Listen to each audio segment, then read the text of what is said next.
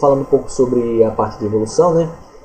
Esse conceito de evolução biológica nem sempre foi estabelecido. Ele, dentro da ciência, a evolução é algo muito recente, né? Ou seja, ela data de mais ou menos um século, no máximo 200 e poucos anos, né? Quando as primeiras ideias evolucionistas vieram à tona para o debate científico, né? Então deve ter o quê?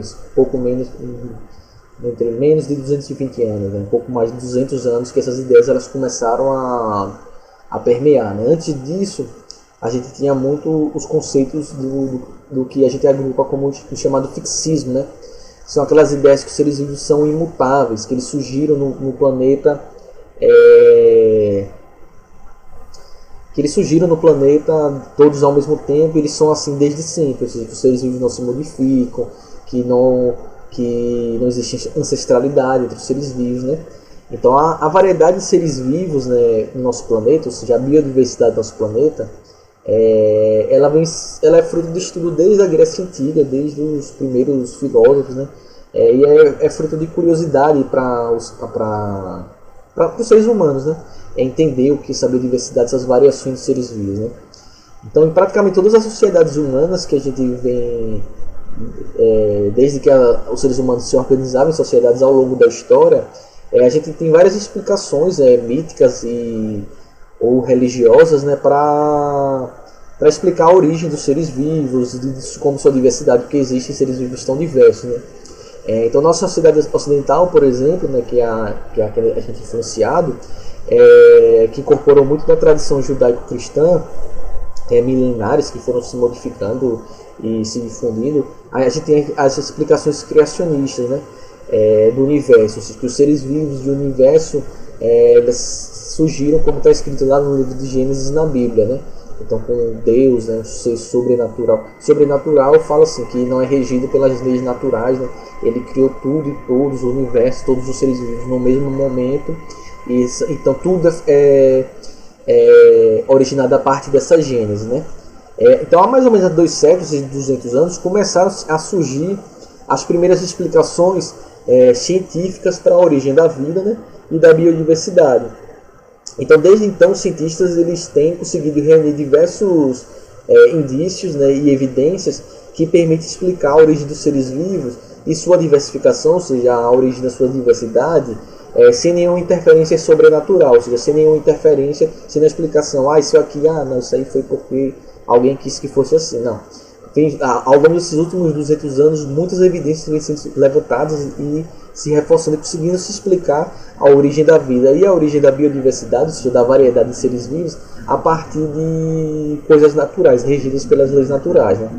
Então, de acordo com as explicações científicas, a enorme variedade de espécies que a gente tem é resultado de processos de transformações e adaptações inerentes aos seres vivos, ou seja, adaptações de seres vivos ao ambiente, que são inerentes à própria vida, né? Ou seja, características adaptativas que é inerente aos seres vivos, né? Isso constitui o que a gente chama da evolução biológica, né? Que também pode ser chamada de transformismo. Ou seja, essas ideias criacionistas, essas ideias de origem sobrenatural, a gente costuma associá-las a ideias fixistas. Por que fixistas? Porque é fixo, né?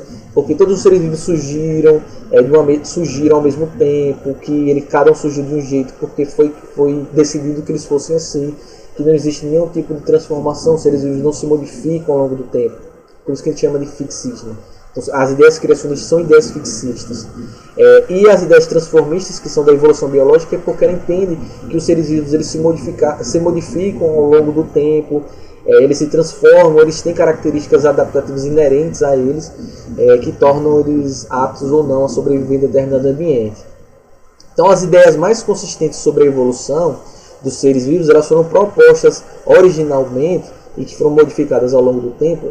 Modificadas não, elas foram sendo novos conhecimentos foram tornando ela mais robusta, né? Pelos naturais, que são as mais originais, né? São a original no sentido que é atual, né, até hoje, né? Foram 2 naturalistas ingleses, né, que foi o Charles Darwin, que em meados do século XIX, né, e pelo Alfred Wallace, né, que era um colega de Darwin, que eles fizeram um trabalho em conjunto na reunião lá da Sociedade Científica da Inglaterra, né, em 1858. Né. Então eles apresentaram, né, um trabalho conjunto, eles dois, explicando o processo da evolução, né, uma teoria evolutiva. E em 1859 o Darwin ele publicou um dos maiores livros, né, da história da humanidade, né, que é sobre a origem das espécies por meio da seleção natural, ou a preservação das raças favorecidas na luta pela sobrevivência, que é título gigante, né, que hoje em dia é chamado só, simplificado como o livro A Origem das Espécies. Então, nesse livro, o Darwin ele lançou as bases científicas da teoria evolucionista, né, ou do evolucionismo, que trouxe mudanças fundamentais, né, e radicais do pensamento humano e permitiu, a partir daí, compreender as relações de parentesco entre os seres vivos, ou seja, entre as espécies vivas, com outras espécies biológicas. Né? Então, o livro de Darwin, A Origem das Espécies, é considerado um marco na história da ciência. Né? Pode-se dizer, muitos cientistas afirmam, muitas pessoas, né, não só cientistas, né, afirmam que a partir dele teve início uma revolução, né, e uma nova fase na biologia, em que toda reflexão e discussão a respeito da vida, ela só faz sentido num contexto evolutivo. Ou seja, hoje em dia, qualquer coisa que a gente fala, então, quando a gente vai fazer a classificação dos seres vivos, quando a gente estudar no segundo ano, a classificação dos seres vivos. A classificação dos seres vivos, hoje em dia, só faz sentido se a gente classificar os seres vivos a partir de um contexto e de uma visão evolucionista. Ou seja, a partir da evolução, a partir da ancestralidade dos seres vivos. Então, a genética, quando a gente fala da genética de herança, a genética ela é bastante explicada porque ela é observada também a partir de um olhar evolucionista.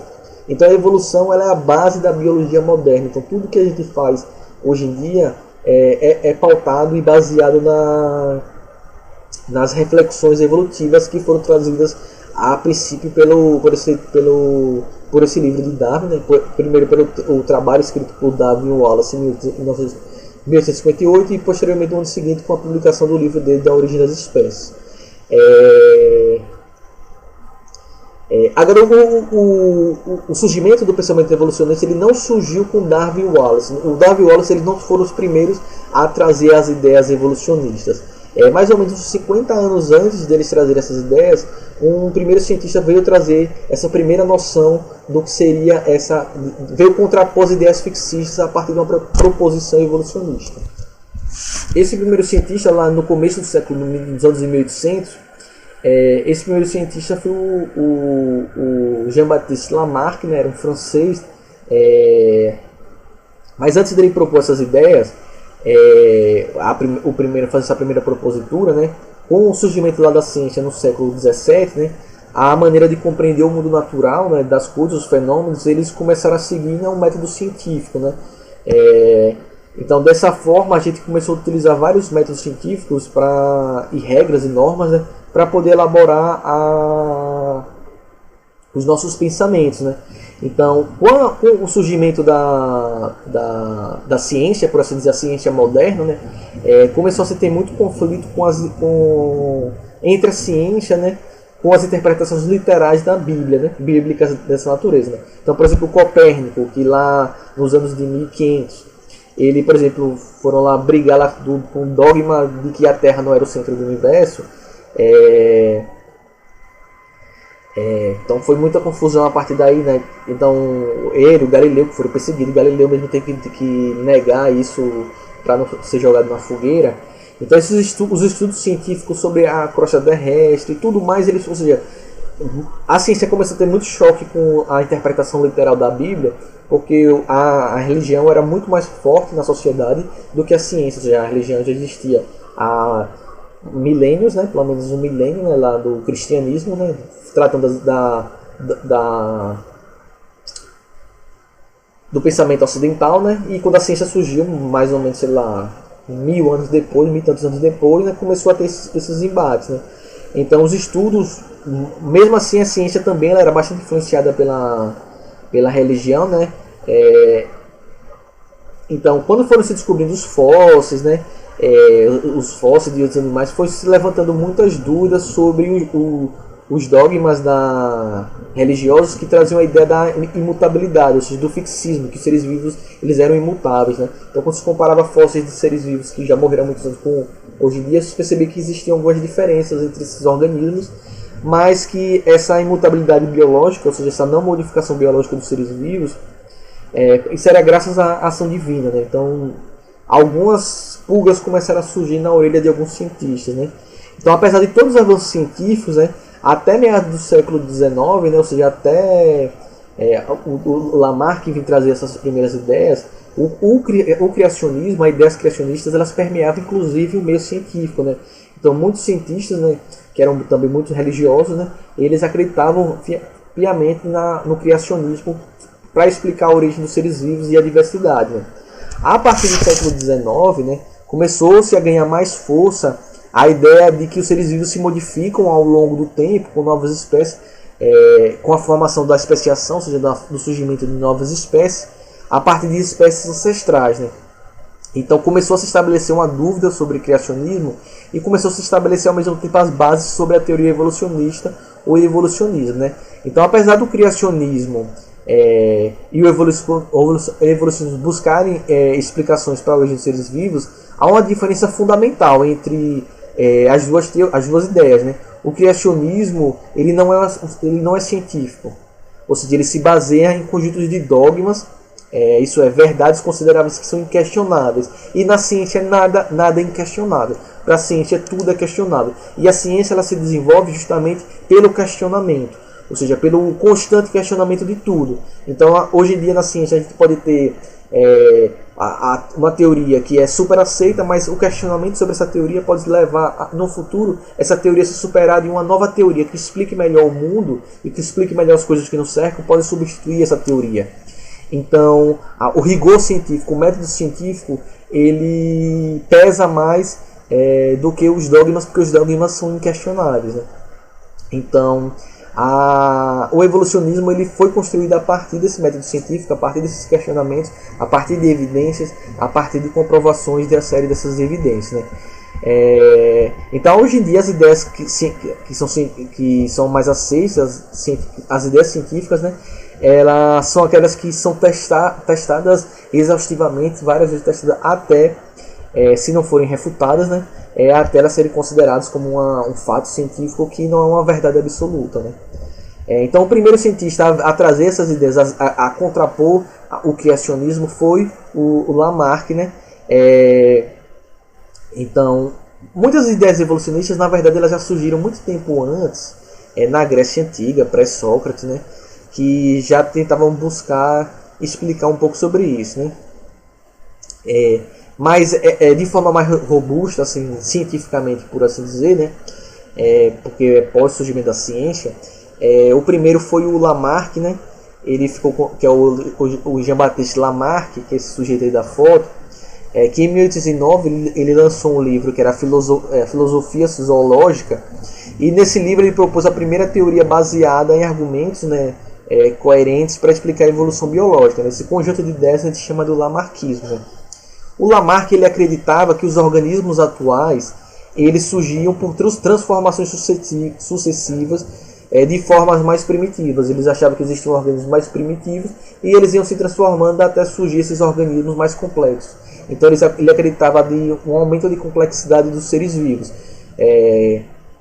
Então ele admitia que os seres mais simples haviam surgido de forma espontânea, né, por a biogênese, a partir da matéria sem vida, né, e que eles iam se modificando ao longo do tempo e evoluindo para um organismo adulto, né.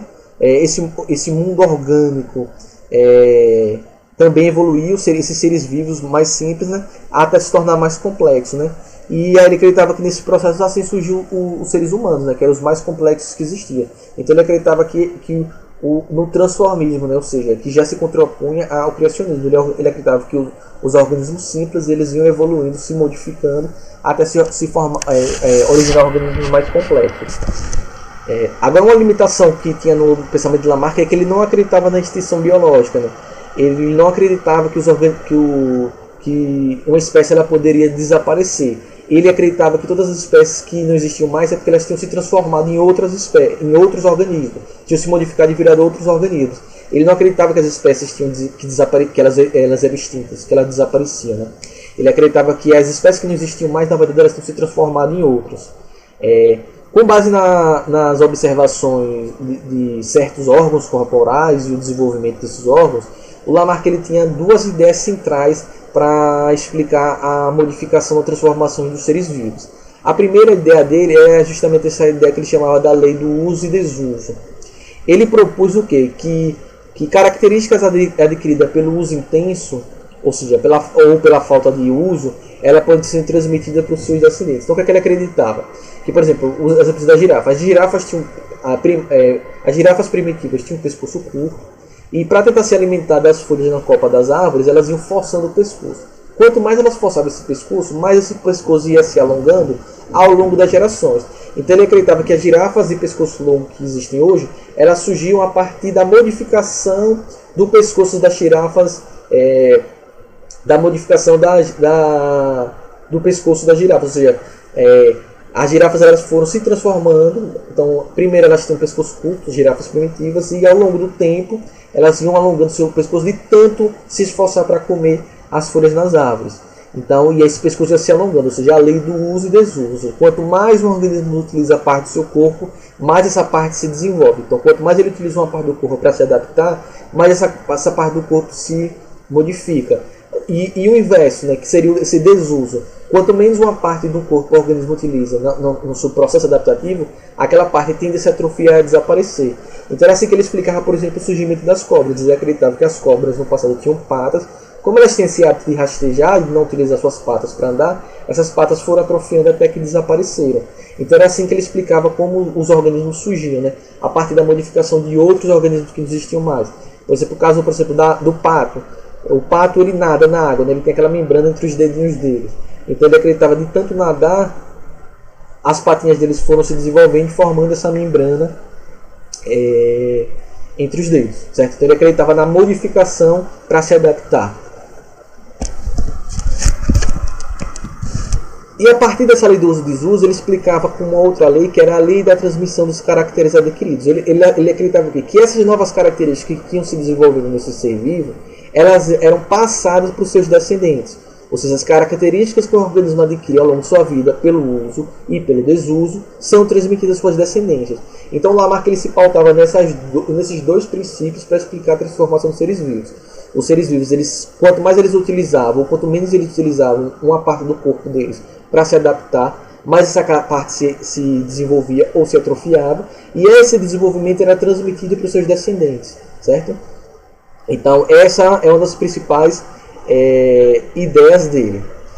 Hoje em dia a gente já sabe que essas alterações causadas pelos desusos dos órgãos corporais, elas não são transmitidas para os descendentes, né? Ou seja, uma pessoa malha muito, é aquela pessoa musculosa, e quando tem um filho, o filho não nasce musculoso, não nasce um bebê musculoso, certo? Aí sabe que essas características, ou seja, uma pessoa sofre um acidente, perde uma perna, não vai ter um filho sem perna, que são explicadas pelo Lamarck, né? Mas ele teve, no entanto, um grande mérito, né, por ter chamado a atenção para o fenômeno de adaptação dos seres vivos. Os cientistas eles não debatiam essa questão de adaptação. E o Lamarck ele tocou nesse primeiro ponto aí, que é uma base fundamental da evolução, que é a ideia de adaptação. A ideia da adaptação é uma ideia central para as ideias evolucionistas que vieram após Lamarck. Então, o que foi importante dele? Ele traz essa ideia de adaptação, ou seja, que os seres vivos se modificam para se adaptar ao ambiente. Então, por exemplo, as girafas provavelmente se alimentavam da grama, um período de seca a grama desapareceu, elas começavam a tentar se alimentar da copa das árvores, e isso que foi levando ao alongamento do pescoço delas. Então, essa ideia de adaptação é uma ideia fundamental na evolução, que foi trazida primeiro por Lamarck, por mais que as ideias dele hoje em dia não sejam mais aceitas. Outro método importante outro método importante dele foi justamente trazer também a ideia de que os organismos se transformam, se modificam, né? Até o momento os cientistas não acreditavam na modificação das espécies, e ele veio trazer essa ideia, né? Mas apesar disso ele não trouxe um mecanismo muito convincente na época, né, para explicar a evolução biológica. E outra questão que ele não trouxe também é a ideia de relações de parentescas evolutivas entre os seres vivos, né? Então a ideia de Lamarck ela foi abafada pelo criacionismo na época. A superação do criacionismo na ciência só veio a partir das ideias de Darwin. Então alguns probleminhas que tem o Lamarck é isso, era a ideia dele não acreditar na extinção biológica, era ele não acreditar no parentesco entre os seres vivos, ou seja, seres vivos que tinham características parecidas, ele não achava que eles tinham um ancestral em comum, ele acreditava que por causa, em resposta ao ambiente, eles desenvolviam características adaptativas parecidas, mas mesmo assim o Lamarck foi muito importante pela noção de adaptação e por ser o primeiro a defender de forma mais científica, né, a ideia da transformação dos seres vivos, né. Então o Lamarck ele foi importante porque para o Darwin ele só começou a pensar nessa questão de evolução a partir dos questionamentos de Lamarck, né. Então o próprio Darwin ele afirmava que o Lamarck foi o primeiro, né, a tirar conclusões excitantes, né, que despertaram a minha atenção, isso o Darwin falando, né, em relação à alteração dos seres vivos, né. Bom, a partir daí o Darwin, né, que era um naturalista inglês, né, ele nasceu em 1809, né, que foi mais ou menos o período que o Lamarck, um pouco antes, publicou o livro dele. Na verdade, no mesmo ano, né, que ele publicou a Filosofia Zoológica. E para o Darwin foi muito interessante isso, porque esse livro influenciou bastante o Darwin. O darwinismo, né, como ficou conhecido, né, que é a teoria evolucionista proposta pelo Darwin, ele pode ser, resumidamente, a gente pode resumir ele a partir de 3 conclusões básicas que foram observadas a partir de 4 conclusões dele. São 4 observações, ele concluiu 3 coisas. A primeira observação que o Darwin fez é que as populações naturais de todas as espécies de seres vivos, elas tendem a crescer rapidamente, né? Porque ela tem um potencial reprodutivo dos seres vivos muito grande, né? Então essa observação dele é que as espécies têm uma tendência a ter um rápido crescimento da população. E ele podia observar isso, por exemplo, quando se criava determinadas espécies em cativeiro, né? Então, ao garantir condições ambientais favoráveis, comida, espaço, né, ele observava que havia uma enorme capacidade reprodutiva que era inerente às populações biológicas. Ele criava pombo e ele percebia isso com os pombos dele, né? Uma segunda observação que ele fazia era que o tamanho das populações naturais, se a gente comparasse com o seu potencial de crescimento absurdo, elas se mantinham relativamente constantes ao longo do tempo, sendo limitadas pelo ambiente. Ou seja, quando você tinha uma população que tinha um potencial reprodutivo muito grande e elas viviam em cativeiro, elas conseguiam se reproduzir muito. Mas quando você observava essas populações no ambiente, ele percebia que essas populações elas chegavam a um momento que a população ficava constante. Ou seja, ele percebia que o ambiente ele limitava o crescimento dos seres vivos. A partir do quê? A partir da disponibilidade de alimento, a partir de locais de procriação, a partir da presença de inimigos naturais no ambiente, a partir de parasitas. Então ele percebeu o quê? Que o ambiente, ele de alguma forma, ele limitava o crescimento daquelas populações. Então, a partir dessas 2 primeiras observações, ele concluiu o quê? Que em cada geração de uma população, morre grande número de indivíduos e muitos deles não deixam nenhum descendente, já que eles morreram, certo? Então essa foi a primeira conclusão que ele teve. Ele fez uma terceira observação, que era o seguinte: os indivíduos de uma população, eles diferem quanto a diversas características, né? Inclusive aquelas que incluem a capacidade de explorar com sucesso, com os naturais. Ou seja, ele observou que existiam diferenças entre indivíduos de uma mesma população. O que a gente consegue observar entre a gente? Ou seja, a gente tem diferenças entre nós.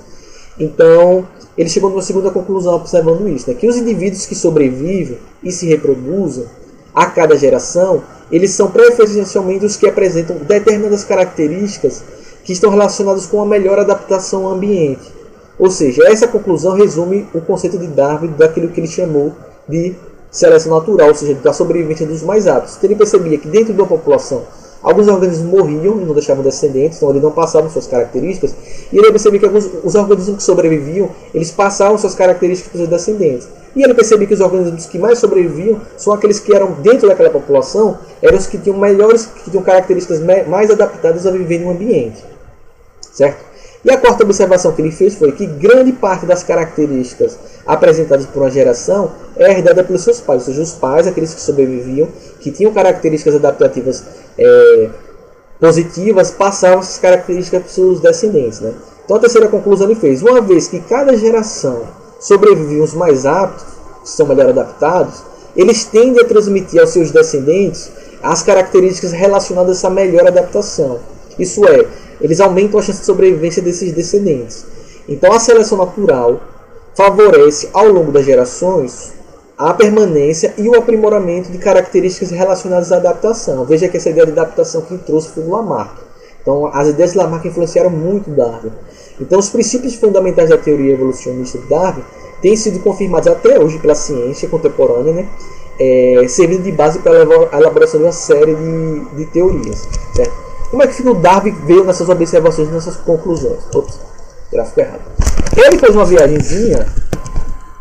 Então, muitas das observações que levou ele a trazer essas conclusões, o Darwin ele fez uma viagem ao redor do mundo, ele foi convidado, né, num navio inglês, né, que era o HSS Beagle, que ele viajou durante 5 anos nessa embarcação, que começou em 1831, né, e terminou em 1836, e o Darwin visitou vários locais, inclusive que esses vermelhou a viagem dele, né? Inclusive ele passou aqui na América do Sul, inclusive no Brasil, né? Salvador, Rio de Janeiro. E durante essa viagem, o Darwin ele fez escavações, ele coletou fósseis, ele fez a descrição de plantas, de animais, ele observou animais que já estavam extintos, várias espécies, né? O mais curioso dele foi quando ele chegou num arquipélago aqui na América do Sul, se eu não me engano pertence na costa do Equador, né? Que é o arquipélago formado por várias ilhazinhas, que é o arquipélago de Galápagos, né? E ele encontrou uma fauna e uma flora que variavam ligeiramente de ilha para ilha, ou seja, ele ia observando que nessas ilhas que estavam próximas, mas que cada ilha, os animais e as plantas tinham algumas características que diferiam bastante esses animais. Que era bastante diferente do que era encontrado no continente. Ou seja, ele viu que esses animais nessas arquipélagos eram eles diferiam ligeiramente dos animais e plantas do continente. Então a natureza peculiar diferenciada desses ambientes de Galápagos causou uma grande influência no pensamento científico do Darwin e fez ele refletir para uma série de ideias evolucionistas, né? Então Darwin só se convenceu realmente da evolução biológica vários meses após regressar sua viagem, mais ou menos 1 ano depois, né? Então aí ele pôde compreender o significado das observações que ele fez em Galápagos e em outros locais e transformar essas anotações dele, isso em 1837, né? Coletando vários diversos nessa viagem essas diversas informações que ele pegou nessa viagem, né? Uma pergunta básica que o Darwin sempre fazia era se animais e plantas tinham sido criados tal qual tinham criados dessa forma por uma entidade sobrenatural, por que espécies distintas, mais nitidamente semelhantes, como os pássaros e as tartarugas que eles observavam em Galápagos, foram colocados pelo Criador em ilhas próximas. Ou seja, ele, ao comparar os animais, algumas aves nessas ilhas próximas, ele percebeu que elas eram parecidas, mas que elas eram diferentes ao mesmo tempo, que tinha diferença nos seus bicos. Aí ele pensava, por que um Deus criador, que criou todos os seres vivos, por que ele foi colocando animais, por que ele não colocou esses animais todos iguais? Por que tem esses animais com pequenas diferenças nessas ilhas tão próximas? Por que não são os mesmos animais que tem nessas ilhas? Então, por exemplo, daqui os passarinhos que ele controla. Então, esses passarinhos são parecidos, mas eles têm diversas diferenças morfológicas neles, né? No bico, na coloração das penas, né? Então, por que, né, em ilhas com clima e condições físicas semelhantes, que eram essas ilhas próximas, distantes entre si, né, como Galápagos, Cabo Verde, porque elas não abrigam espécies semelhantes, ou seja, porque em locais que têm o mesmo clima, mesmas condições ambientais, não tem as mesmas espécies, porque existem diferentes espécies, porque não vão estar os mesmos organismos, mas que eles foram criados da mesma forma. Então Darwin concluiu que a flora e a fauna de ilhas vizinhas são semelhantes porque se originavam, muito provavelmente, de espécies ancestrais. Então traz a ideia de ancestralidade comum, tá? Ou seja, essas aves que tinham essas características parecidas, mas que eram diferentes, ele acreditava que elas tinham sido originadas de espécies ancestrais, que muito provavelmente tinham se originado dos continentes próximos. Então cada uma das ilhas que tinha cada uma dessas aves, as populações colonizadas, elas sofreram adaptações específicas e originavam a partir daí variedades de raças ou de espécies, certo? Então, por exemplo, as diversas espécies de pássaros de Galápagos provavelmente surgiram de uma mesma espécie. e que eram oriundas do continente sul-africano, da região do Equador. Então a diversificação da espécie original, de que teriam derivado as diferenças entre essas espécies, deu-se como um processo de adaptação às condições particulares. Então o pensamento de Darwin foi influenciado por vários cientistas famosos, e a partir dos estudos de Malthus, que estudava o processo de crescimento populacional, a partir de princípios de geologia, o Darwin ele começou a fixar suas ideias, né? Então ele percebeu que esse descompasso entre o crescimento das populações e a produção de alimentos, né, que o Malthus ele trazia essas ideias, né, que o que limitava o crescimento das populações era a disponibilidade de alimentos. O Malthus ele não se referia apenas às populações. O Malthus ele não se referia. O Malthus ele não se referia apenas às populações humanas, mas sim às populações animais de forma geral, certo? Então essas ideias do Darwin foram trazidas, né? E tudo isso excitou a mente dele, né?